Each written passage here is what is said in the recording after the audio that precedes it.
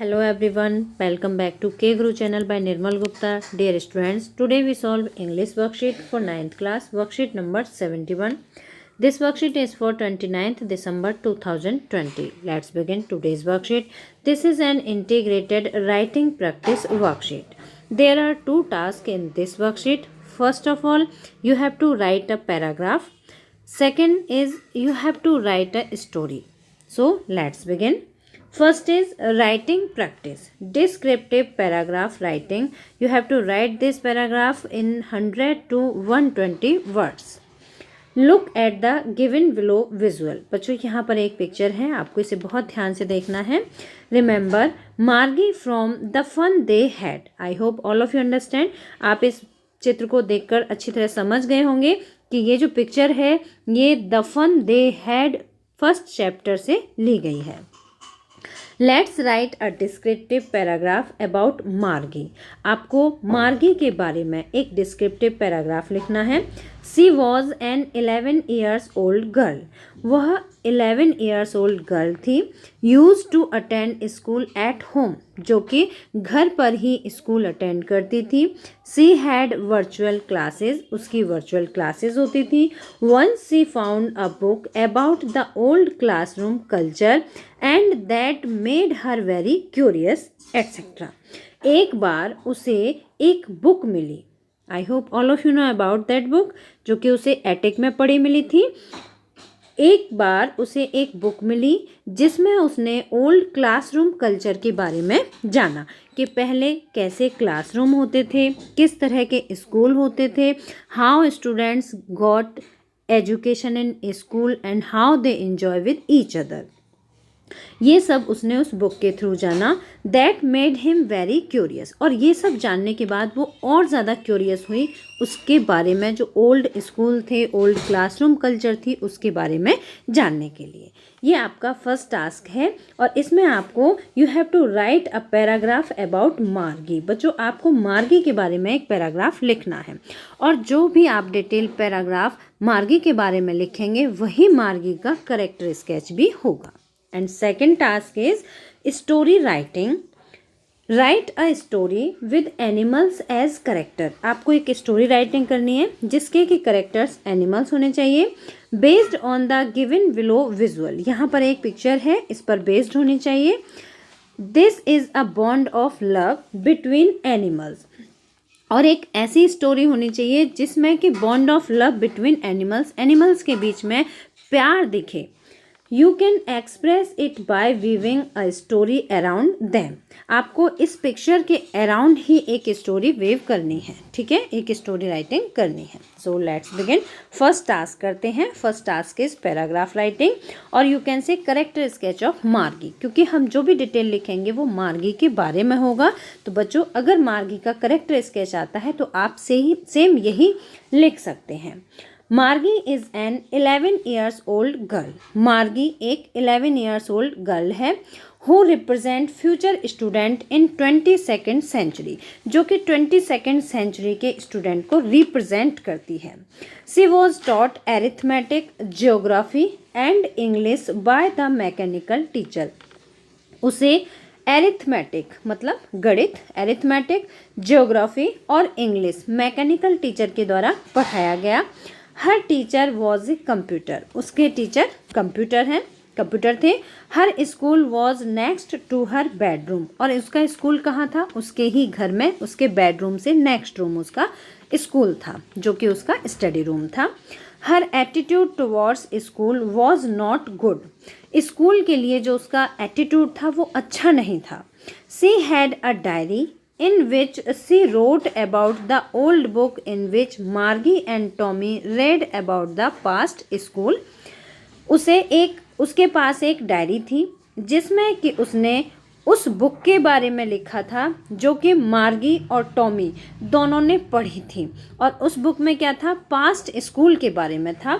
From the time onwards मतलब जब से स्कूल ओपन हुए. जैसे पहले ओपन प्लेस में स्कूल चलते थे जिसमें कि गुरु पढ़ाते थे, है ना. तो उस टाइम से डिटेल उस बुक में मिली और उन दोनों ने वो बुक पढ़ी. She thought that the past school is better than the future one. और फिर उसने ये सोचा कि जो पास्ट के स्कूल थे, जो पिछले समय में जो स्कूल थे, वो आने वाले समय से बहुत अच्छे थे। She was very curious to know about old classroom culture. वो ओल्ड क्लासरूम कल्चर के बारे में जानने के लिए भी बहुत उत्सुक थी। And teachers and about students also. वो स्टूडेंट्स के बारे में और उन टीचर्स के बारे में भी जानने के लिए बहुत ज़्यादा एक्साइटेड थी, जो कि पास्ट स्कूल्स में पढ़ाते थे। मार्गी इज़ द फिक्शनल करेक्टर। बच्चों यहाँ पर आप फिक्शनल लिखेंगे, ठीक है। Margie is the fictional character of this chapter the fun they had. The fun they had chapter की मार्गी एक फिक्शनल करेक्टर है। फिक्शनल मतलब होता है काल्पनिक करेक्टर, ठीक है। आई hope all of you understand this paragraph और करेक्टर स्केच ऑफ मार्गी। तो सभी बच्चे इस करेक्टर स्केच को आप अच्छी तरह से लर्न कर लेंगे। और बेटा मार्गी से या द फन दे हैड से रिलेटेड जो भी क्वेश्चन आता है तो उसमें आप मार्गी के करेक्टर स्केच को ऐड करके आंसर लिख सकते हैं। Now second task is you have to write a story writing. So an elephant wandered the forest looking for friends. यहाँ पर एक एनिमल की उसके जंगल में रहने वाले दूसरे एनिमल्स के साथ में बॉन्ड ऑफ लव दिखाया गया है। An animal wandered the forest looking for friends. एक एनिमल जंगल में फ्रेंड की तलाश में घूमता रहा।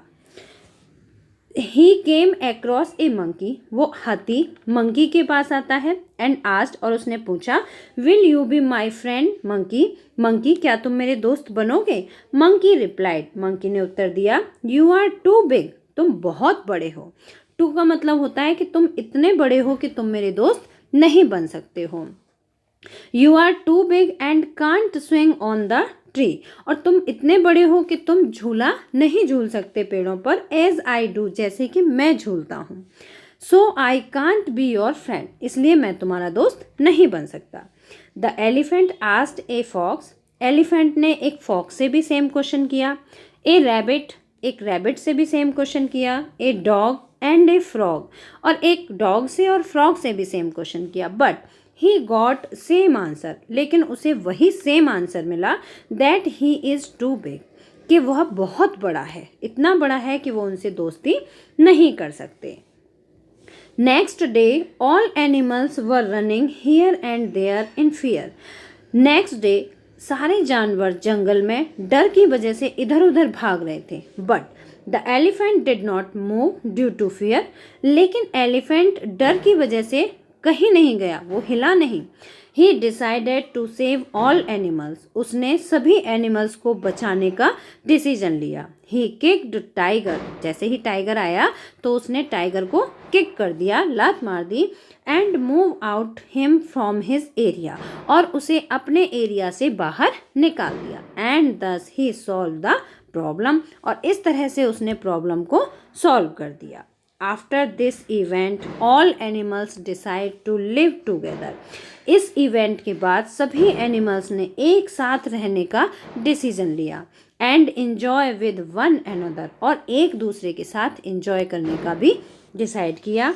The bond of love among all animals become too good to leave anyone. उन सभी एनिमल्स के बीच में बॉन्ड ऑफ लव, जो प्रेम का रिश्ता था, वो इतना डीप हो गया कि वो एक दूसरे को छोड़ना नहीं चाहते थे। दे फेल्ट इमोशनल बॉन्ड, उनके बीच में एक इमोशनल बॉन्ड था। All animals accept that elephant is the best friend to all. सभी एनिमल्स ने ये एक्सेप्ट किया कि एनिमल उनका बेस्ट फ्रेंड है। आई hope all of you understand this worksheet and now you can write the character sketch of Margi and about the Margi and story also. I hope all of you understand. बच्चों, अगर आपको अच्छी तरह समझ आई है तो आप इसे एक बार लाइक ज़रूर करना, और अगर आपने अभी तक हमारे चैनल को सब्सक्राइब नहीं किया है तो आज सब्सक्राइब जरूर करना। We will meet again in next educational video. Till then, bye bye. Good luck to all of you.